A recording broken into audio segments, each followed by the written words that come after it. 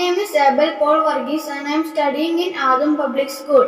As you all know, today is 19th of June. Our state celebrate as Reading Day as the remembrance of Sri P.N. Panikkar, the father of library movement. Today I am going to read a English moral story. The title of the story is Parrot and the Duckling. Once there lived a few ducklings near a pond.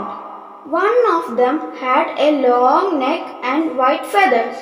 The other duckling refused to include her in the group.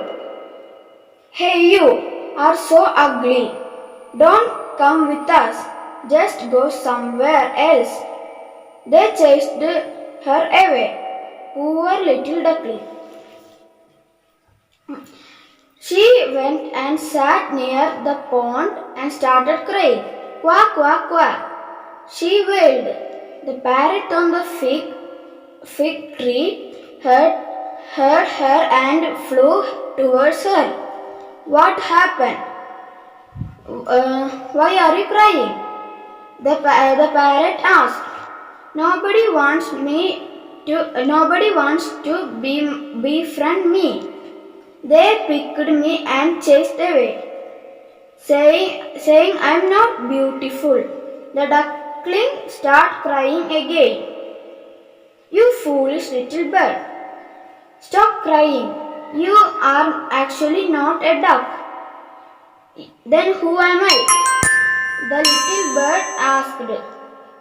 "You are a baby of a golden swan. When you grow a little more, everyone would long to be beautiful like you," the parrot said.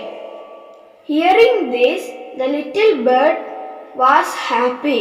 She held her head high and started swimming in the pond. She realized her power. Similarly, we must also grow up realizing our power. We should never feel disheartened by the words of